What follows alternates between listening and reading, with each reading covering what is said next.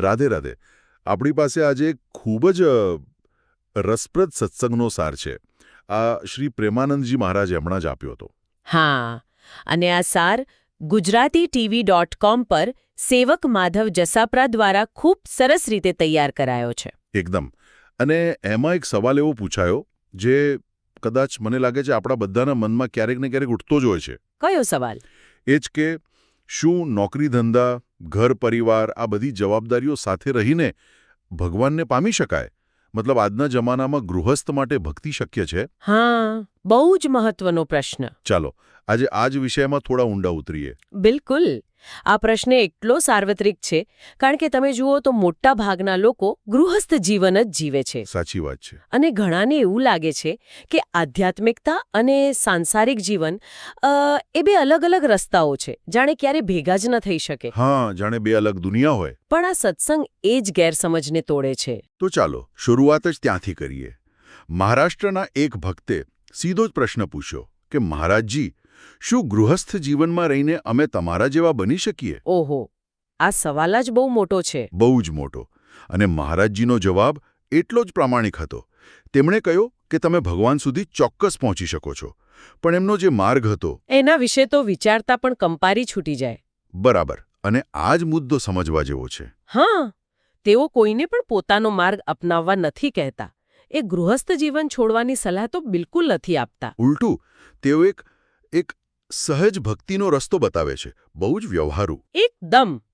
તેઓ કહે છે, કોણે કહ્યું કે બાળકો પરેશાન થાય એવી ભક્તિ કરો? વ્યાપાર કરો, નોકરી કરો, બધી જવાબદારી નિભાવો, પણ સાથે રામ રામ બોલો. પણ આ સાથે રામ રામ બોલવાનો અર્થ શું?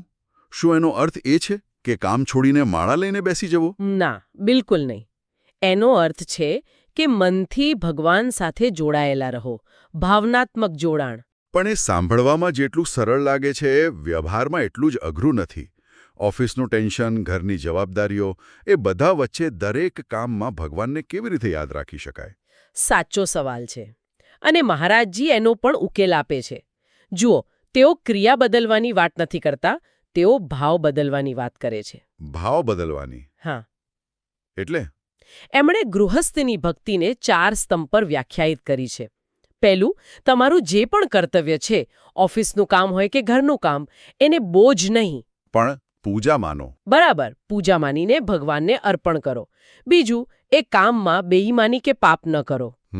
ત્રીજું, પરિવારને ખૂબ પ્રેમ કરો, એમનું પાલન પોષણ કરો, એને પણ સેવા જ માનો. અને ચોથું, આ બધું કરતા કરતા જ્યારે પણ 2 ક્ષણ મળે, મનમાં રાધા રાધા બોલી લો. એટલે આ કોઈ અલગથી કરવાની ક્રિયા નથી, આ તો જીવન જીવવાની રીત છે. એકદમ. તો એ તો સ્પષ્ટ થયું કે ગૃહસ્થ રહીને પણ ભક્તિ શક્ય છે.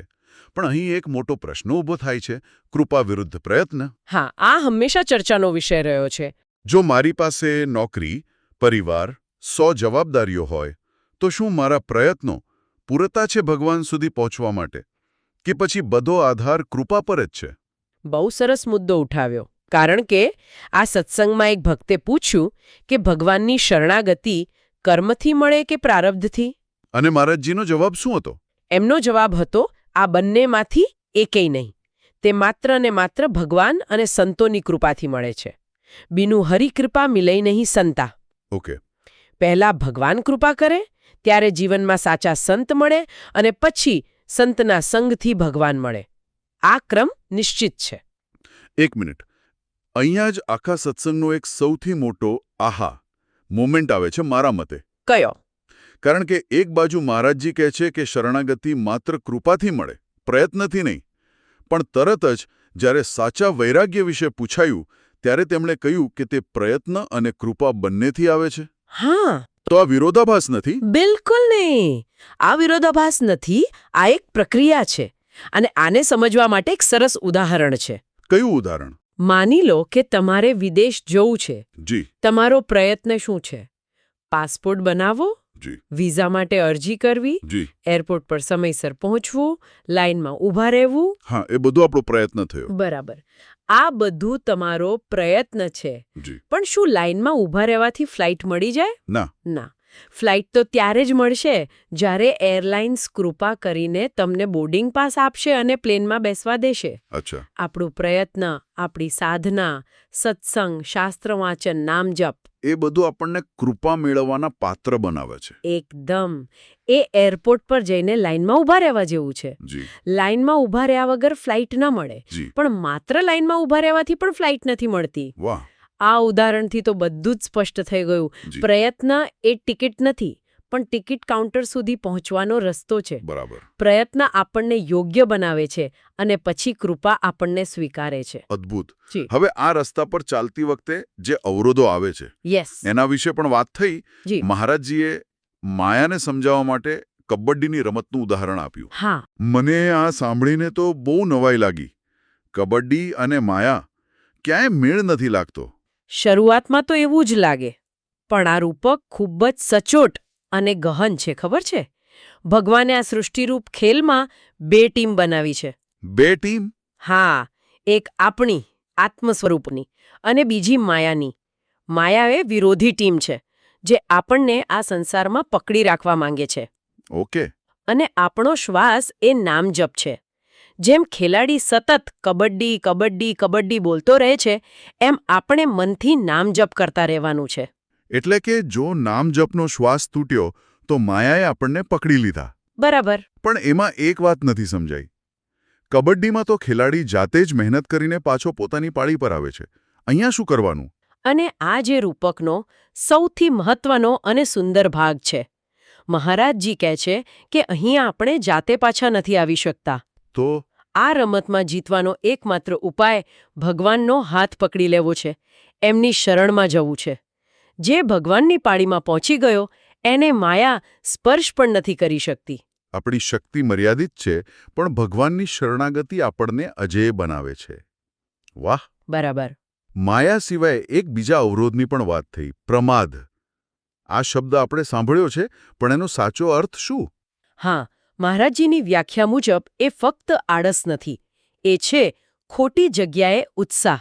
ખોટી જગ્યાએ ઉત્સાહ. આ તો આપણે બધા અનુભવીએ છીએ.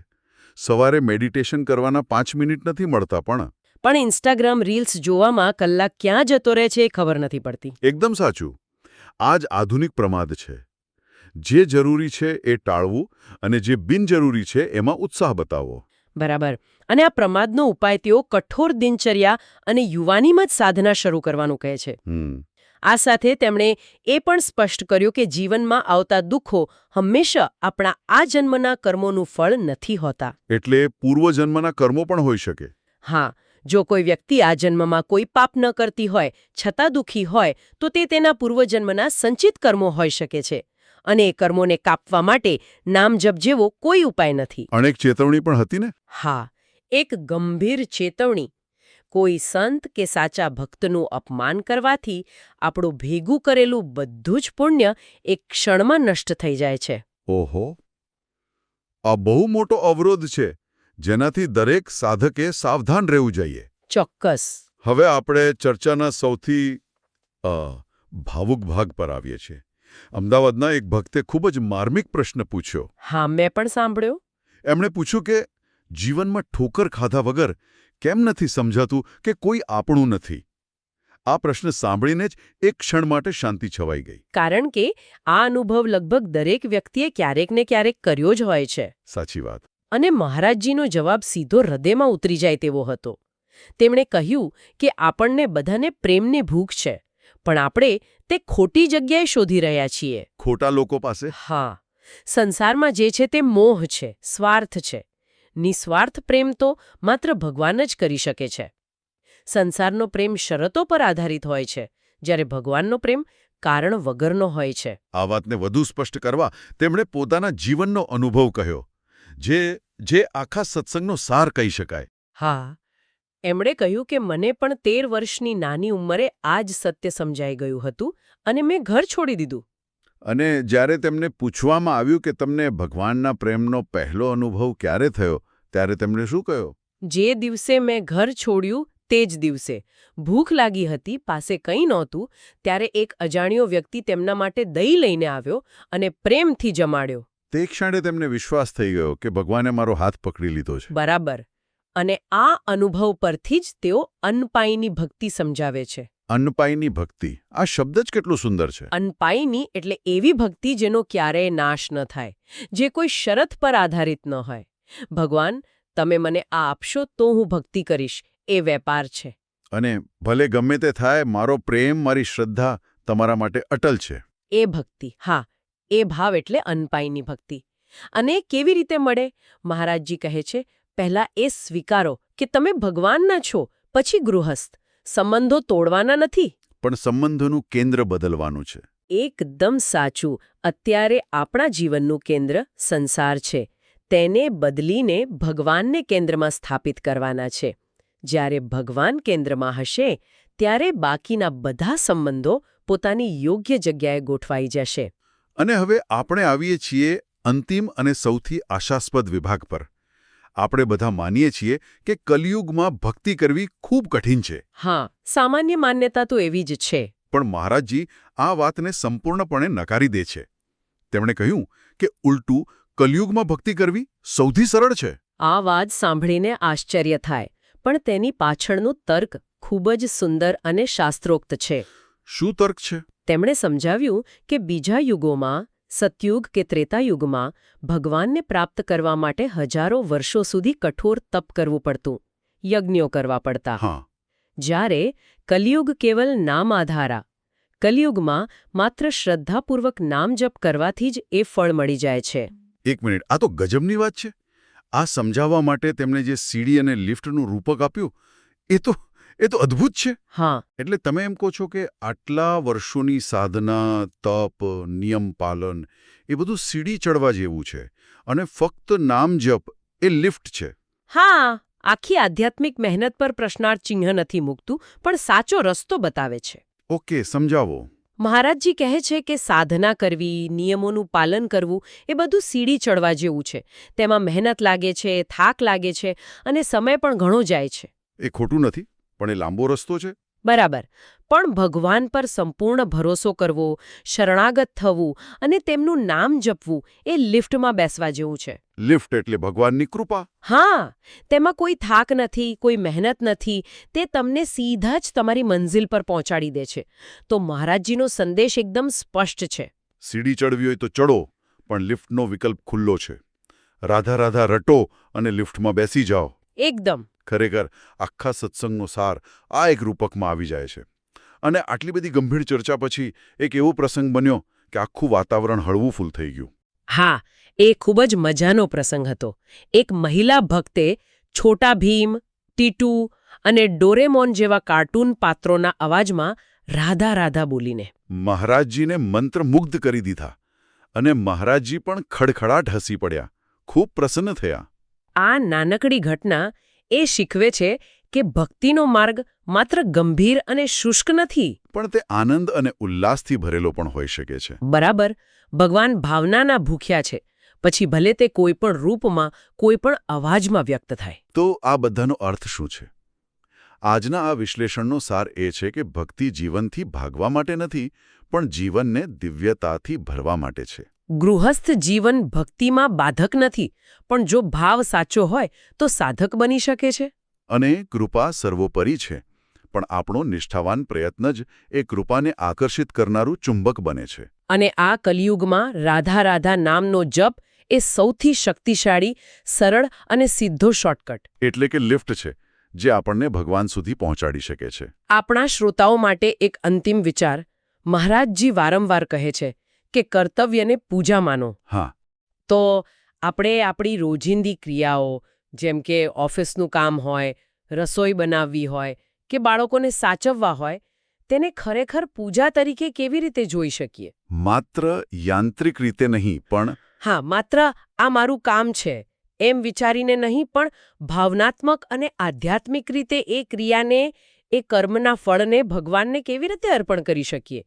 આ પ્રશ્ન પર જો આપણે દરરોજ 5 મિનિટ પણ વિચારીએ તો કદાચ આપણું આખું જીવન જ પૂજા બની જાય. બરાબર. ખૂબ જ સુંદર વિચાર. આજના આ વિશ્લેષણનો સ્ત્રોત સેવક માધવ જસાપરા દ્વારા gujarati.tv.com પર પ્રસ્તુત કરવામાં આવેલ લેખ હતો. જો આપને આ ચર્ચા ગમી હોય અને આવા વિશ્લેષણ વધુ સાંભળવા માંગતા હો તો અમારી ચેનલને લાઇક કરો, મિત્રો સાથે શેર કરો અને સબસ્ક્રાઇબ કરવાનું ભૂલશો નહીં. તમારા વિચારો અને અનુભવો અમને કોમેન્ટ બોક્સમાં જરૂર જણાવો. રાધે રાધે.